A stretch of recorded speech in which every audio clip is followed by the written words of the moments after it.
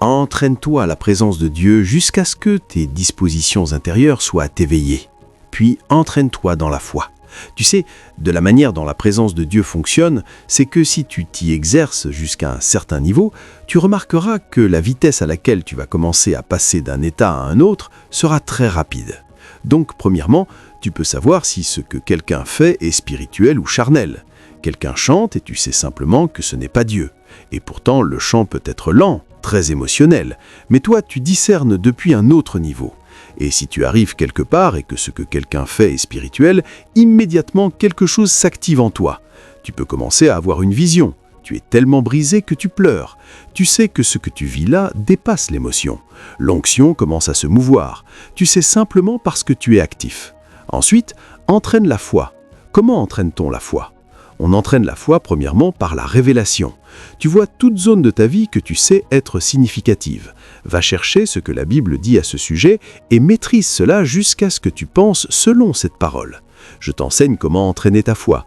Tu sais, nous avons tous la foi. Le problème du chrétien du Nouveau Testament, ce n'est pas le manque de foi, c'est le manque de compréhension. Romains 12:3 dit que Dieu a départi à chacun une mesure de foi. Cela signifie que la foi dont tu as besoin pour une vie victorieuse t'a déjà été donnée. Et toute personne qui a reçu Christ a reçu la mesure de foi. Jésus a dit, si vous avez la foi comme un grain de moutarde, vous pouvez dire à cette montagne, le problème n'est donc pas la foi, nous avons tous la mesure de foi. Et pour stimuler ton cœur encore plus, cette mesure, c'est la mesure de la foi que Christ avait. Paul dit dans Galates 2:20, « Je vis par la foi du Fils de Dieu ». Et Pierre, dans 2 Pierre 1, il dit « Nous avons tous une foi du même prix ». Donc la foi que Pierre avait, c'est la même que Paul avait. Et c'est la foi du Fils de Dieu. Et c'est cette foi que toi et moi avons. Paul dit encore dans 2 Corinthiens 4:13, selon qu'il est écrit « J'ai cru, c'est pourquoi j'ai parlé. Nous aussi nous croyons, et c'est pourquoi nous parlons. » Il appelle cela l'esprit de foi. Donc ton problème n'est pas le manque de foi. Le problème, c'est que ta foi n'est pas formée et n'est pas exercée. Mais la première manière d'entraîner ta foi, c'est de donner de l'intelligence à ta foi. Et la manière de lui donner de l'intelligence, c'est par la révélation. Alors tu ouvres ta Bible et tu cherches « Que dit la parole de Dieu quand je suis malade ?» Et tu commences à enseigner cela à ta foi. Tu peux commencer à dire « Par ces meurtrissures, je suis guéri ». Ta foi est en train d'apprendre. C'est ce qui doit arriver à chaque croyant. Mais tu vois, la participation est un combat. Parce que lorsque tu veux demeurer dans la présence, tu vas découvrir que beaucoup de choses vont vouloir faire de toi un étranger à cette civilisation. Les distractions commencent à venir. Même ton propre corps, au départ, va se rebeller contre cette atmosphère, parce que tu n'es pas habitué à cet environnement. Si tu entres dans l'eau maintenant, tu n'es pas un poisson. Après quelques secondes, tu commences à lutter pour sortir. Tu sais pourquoi ? Ton système n'est pas habitué à cet environnement. Mais si tu commences à plonger encore et encore, tu découvriras qu'avec le temps, ta capacité à rester va augmenter. On dit que les Navy Seals peuvent rester sous l'eau pendant plus d'1 minute parce qu'ils se sont entraînés longtemps. Ils sont donc maintenant habitués à cet environnement.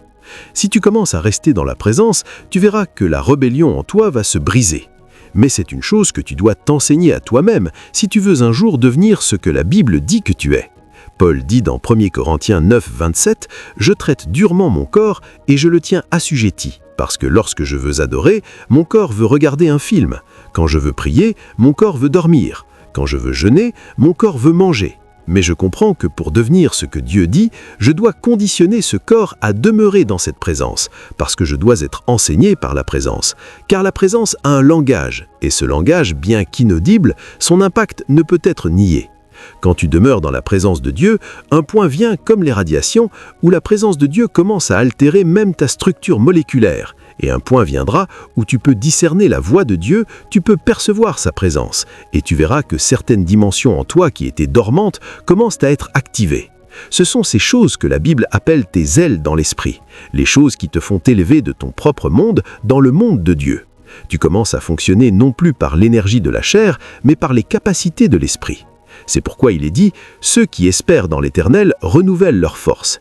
Ils s'élèvent avec des ailes comme les aigles. Ils courent et ne se lassent pas. Ils marchent et ne se fatiguent pas. » Or, il nous avait déjà dit que les jeunes se fatiguent, les adolescents chancellent. Donc tu fonctionnes avec une énergie divine. Mais pour arriver à ce niveau, tu dois avoir demeuré longtemps. Donc la première capacité qu'un chrétien doit développer, c'est la capacité de se contraindre à demeurer dans l'atmosphère de Dieu. Et le moyen le plus simple pour commencer, c'est l'adoration. Je te donne une formule maintenant. Tu sais pourquoi? Parce que dans l'adoration, tu profites de la force que d'autres ont accumulée. Quand quelqu'un adore, il adore depuis une profondeur. Quand tu entres dans cet espace sonore, ce qui s'est passé, c'est que cette personne t'a transmis sa force comme un avantage. C'est comme quelqu'un qui te donne une échelle pour grimper un bâtiment, ou quelqu'un qui est en haut et qui te tire vers le haut. Ce n'est pas ton propre effort, c'est lui qui t'amène dans ce royaume. C'est ça que fait l'adoration. Le gars a jeûné, il a prié et il a capté un chant dans l'esprit. Et ce chant est devenu une échelle. Et toi maintenant, certains d'entre vous, vous venez de finir de vous disputer avec votre mari et en allant sous la douche, vous entendez « J'ai besoin de toi chaque heure » et vous commencez à pleurer. Vous commencez à dire « Seigneur, je t'aime ». Ton espace était en conflit, mais une autre atmosphère est entrée dans ton espace et t'a capturé.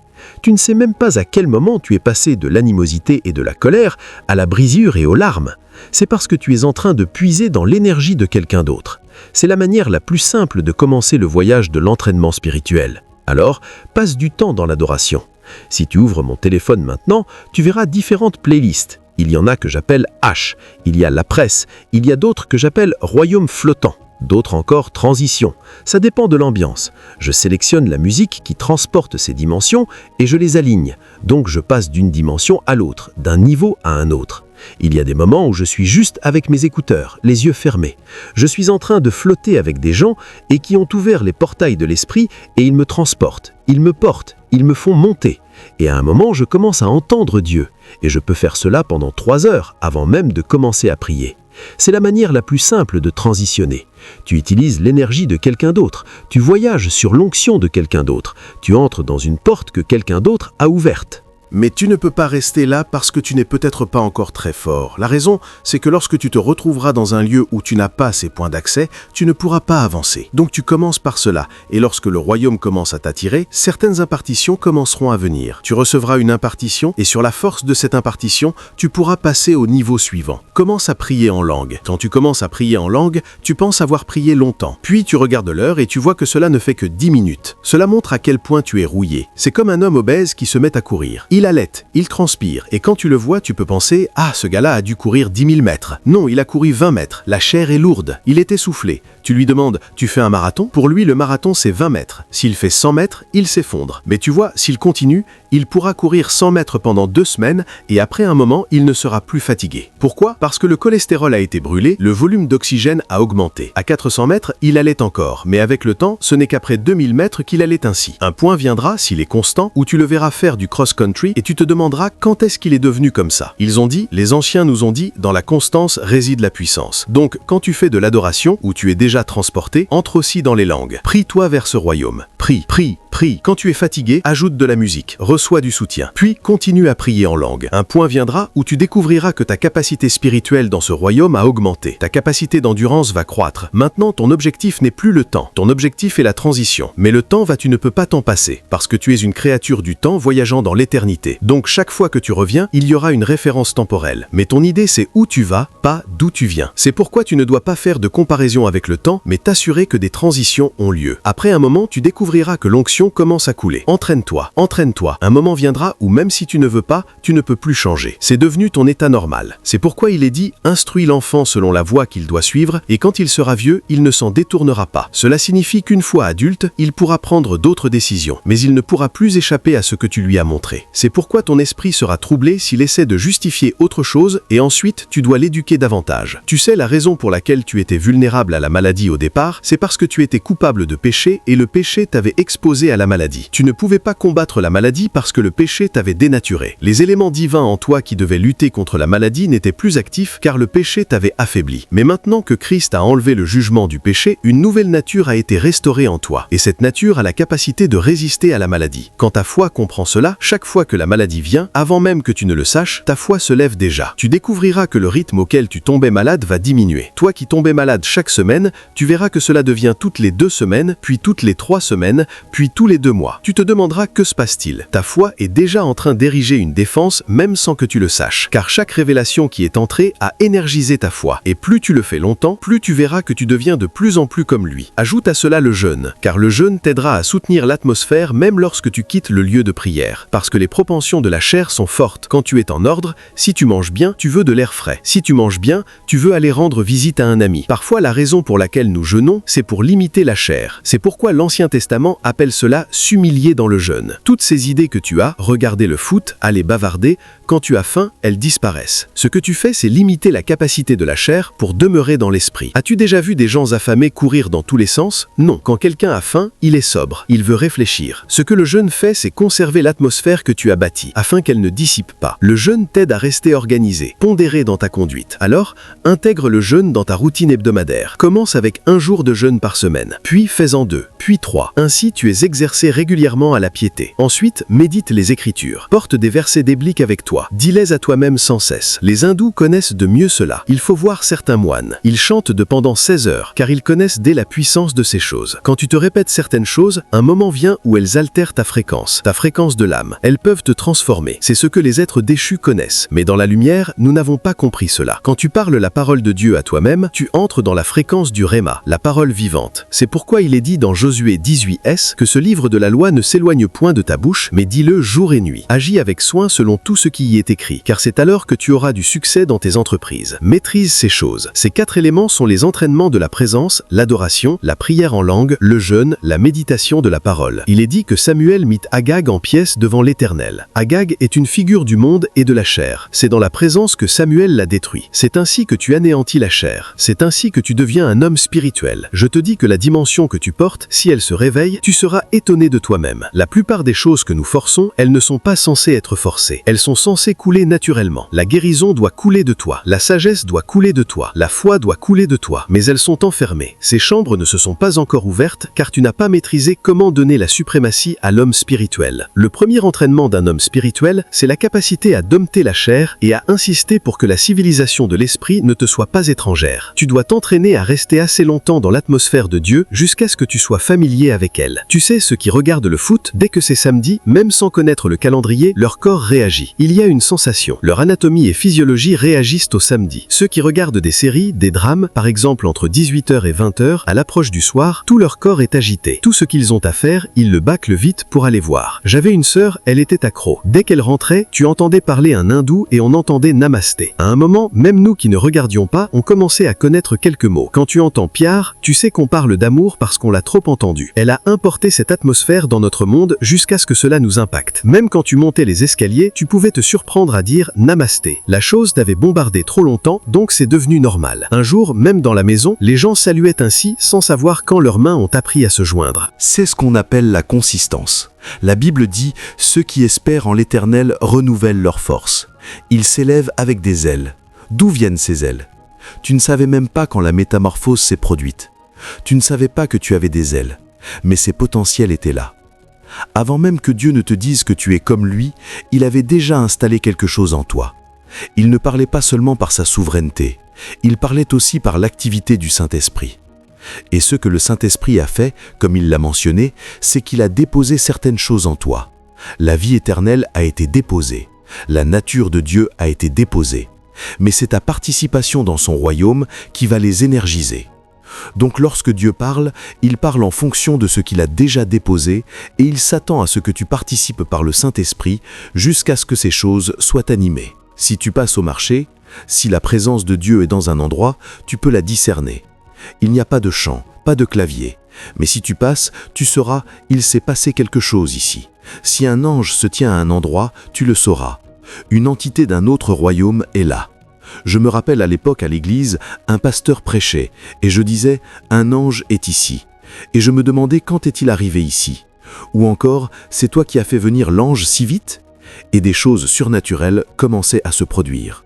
Mais je vivais dans la confusion, parce que je ne pouvais pas discerner. Pourquoi? Parce que j'utilisais l'émotion. Je soupçonnais. Mais ces choses-là ne fonctionnent pas dans ce royaume. Tu as d'autres sens, mais ils sont endormis. Si tu t'entraînes assez longtemps, tu te réveilleras.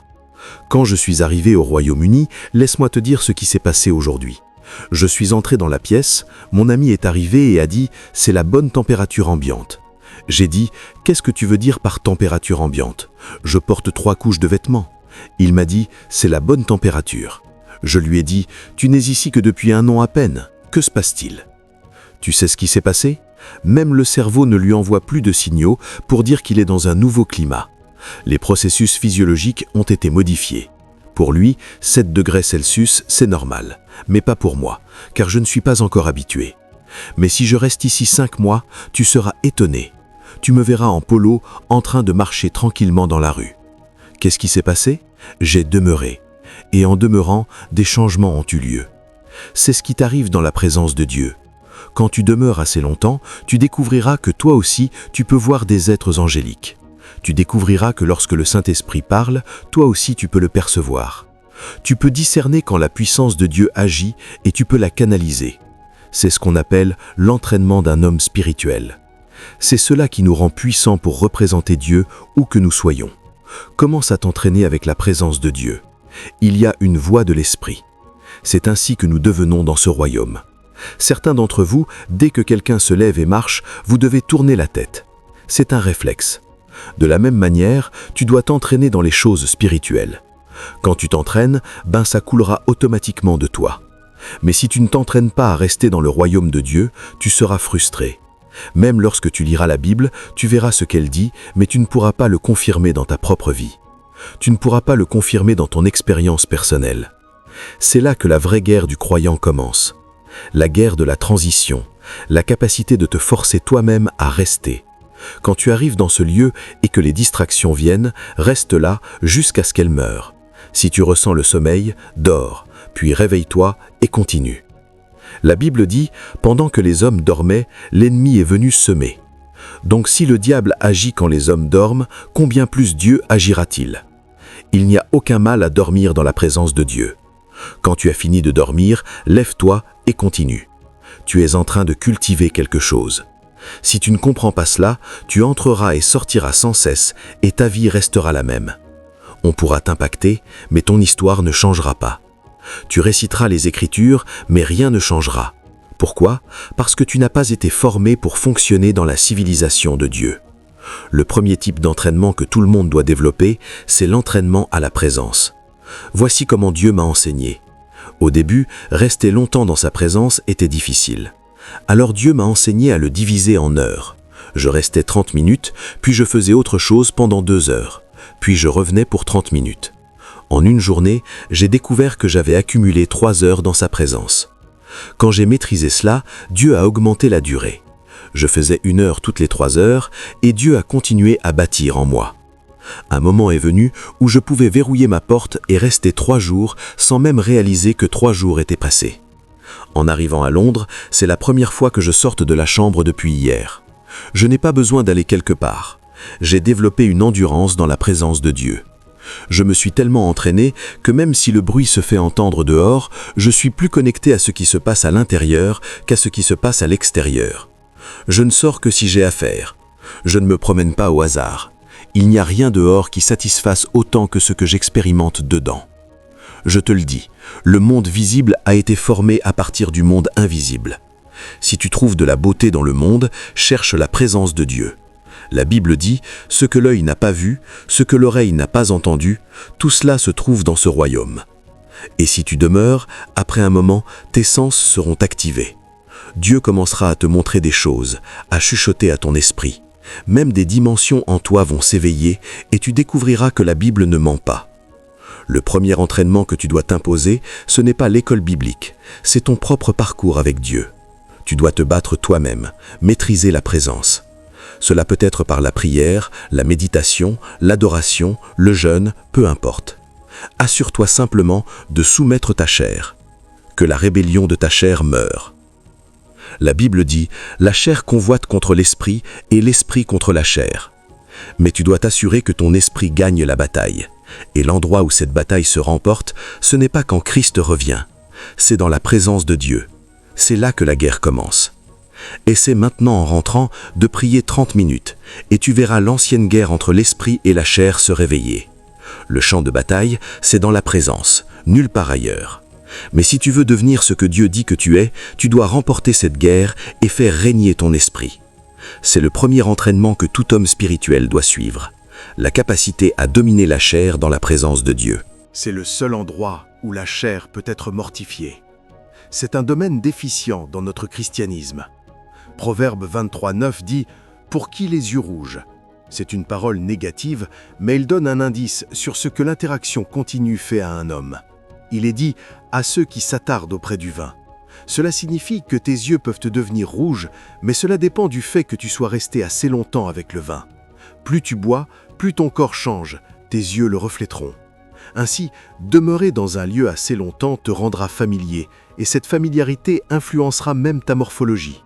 C'est pourquoi il est écrit en Ésaïe 40:28 « Ne le sais-tu pas? Ne l'as-tu pas appris? C'est le Dieu d'éternité.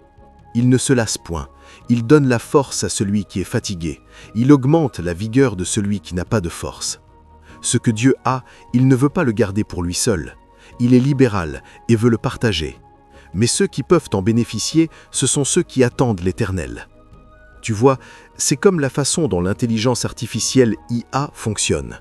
Quand ces IA sont conçues, elles ont des capacités très puissantes, mais elles sont également soumises à un entraînement. On leur donne des instructions, elles s'entraînent. Par exemple, si tu conçois une IA pour jouer au basket et que tu veux qu'elle mette le ballon dans le panier, tu la places à différents endroits du terrain et tu lui donnes le ballon. Elle le lance. Chaque fois qu'elle marque, elle enregistre ce programme. Chaque fois qu'elle rate, elle l'enregistre aussi. Mais le chemin qui a mené à l'échec sera bloqué pour toujours. C'est ainsi que la précision de l'IA augmente. Elle n'utilisera plus jamais les chemins qui mènent à l'échec. Si l'intelligence artificielle est positionnée quelque part, elle utilisera uniquement les trajectoires qui ont réussi. Toutes les trajectoires échouées sont désactivées. Si tu ne fais pas parcourir tout le terrain à l'IA, elle continuera à rater. Mais lorsqu'elle connaît tout le terrain, elle désactive les chemins ratés et enregistre ceux qui réussissent. L'IA devient alors 100% efficace. C'est pareil avec ta foi. Si tu n'enseignes pas à ta foi ce que dit la Bible, ta foi ne sera jamais active. La première étape consiste à lui transmettre la connaissance. Par exemple, par ces meurtrissures, nous avons été guéris. Cela veut dire que notre confiance principale ne repose pas sur les médicaments, mais sur les meurtrissures de Jésus. Dans le monde naturel, nous nous entraînons pour devenir. Tu es ce que tu es aujourd'hui à cause des nombreux entraînements que tu as suivis, des nombreux exercices auxquels tu t'es soumis. Mais lorsqu'il s'agit de la parole de Dieu, nous ne nous entraînons pas ou nous ne savons pas comment le faire. Et donc, la semaine prochaine, je viendrai approfondir ce sujet. Mais pour te donner une idée, je veux simplement te montrer 3 domaines d'entraînement auxquels tu dois commencer à te soumettre si tu veux devenir tout ce que la Bible dit que tu es. Parce que la Bible dit clairement que Dieu ne peut pas mentir, donc tout ce qu'il a dit est tel qu'il l'a dit. Et il vaut mieux que tu le découvres ici sur terre que dans l'éternité. Car tout ce que tu ne découvriras pas ici, tu le découvriras de l'autre côté. Dieu se prouvera d'une manière ou d'une autre. Tu dois instruire ta foi. La plupart d'entre nous avons une foi endormie, non éduquée. Et au milieu de la crise, on veut croire, mais on ne sait pas comment. Et enfin, tu dois maîtriser l'art de passer à l'action. Si tu ne passes pas à l'action, tu ne deviendras jamais ce que la Bible dit que tu es. Jacques 2:1-19 dit « Tu crois qu'il y a un seul Dieu, tu fais bien. Les démons aussi le croient et ils tremblent. » Mais verset 20, « Veux-tu savoir, homme vain, que la foi sans les œuvres est morte ?» Et au verset 26, « De même que le corps sans l'esprit est mort, de même la foi sans les œuvres est morte. » Donc l'action est une nécessité. Tu dis que tu es favorisé, mais tu n'as rien tenté pour voir la puissance de cette faveur. Tu dis que tu es oint, mais tu n'as jamais prié pour un malade. Tu dis que tu es la lumière du monde, mais tu n'as jamais gagné une âme. Comment sauras-tu que tu es la lumière? Il y a des dimensions en toi, mais elles ne sont pas déployées. Si tu veux t'entraîner, tu dois t'entraîner par l'action. J'ai commencé à prier pour les malades. Personne n'était guéri au début, mais plus je priais, plus les guérisons augmentaient.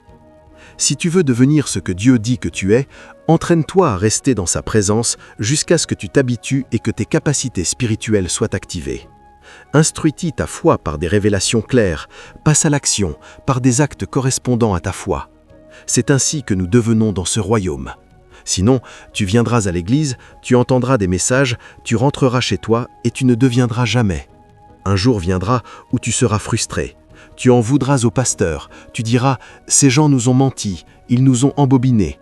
Tu verras la crise arriver et aucun des résultats annoncés ne se manifestera et tu seras justifié dans ta colère. Parce que tout ce que tu sais est tout ce que tu crois qu'il y a. Mais la réalisation de ce que Dieu dit est une fonction de l'animation de ce qui est en toi. C'est pour cela qu'on t'appelle témoin. Tu es censé confirmer et prouver que ce que Dieu a dit est vrai. Mais tu as un chemin à parcourir pour cela. Ce chemin commence par la participation dans le royaume de Dieu. La première étape de cette participation, c'est de demeurer jusqu'à la quintessence. Quand tu restes assez longtemps avec des gens, tu peux sentir leur arôme, reconnaître leur voix parmi des millions ou identifier qui apporte un vêtement. Il y a même des déclencheurs émotionnels. Rien que de penser à eux te fait sourire. C'est une réponse à leur personne. Il a dit « Il nous a donné tout ce qui contribue à la vie et à la piété par la connaissance de celui qui nous a appelés par la gloire et la vertu. » Et tu te demandes « Mais je connais Jésus, je suis à l'église depuis longtemps, pourquoi est-ce que je ne vois pas tout cela ?» Et tu lis la suite. « Il nous a donné de précieuses et très grandes promesses afin que par elles vous deveniez participants de la nature divine, ayant échappé à la corruption qui est dans le monde par la convoitise. » Et tu te poses la question « Vraiment ? Échapper à la corruption du monde ?» Quand tu vois le péché partout, tu as l'impression que tout le monde lutte avec le péché, que tout le monde tombe malade, que l'humanité est en échec. Tu te dis, ai-je vraiment échappé ? Père, nous demandons un changement pour chaque main levée ici ce soir. Seigneur, je demande que dans les prochains jours, tu leur donnes une visitation déterminante. Louez le Seigneur.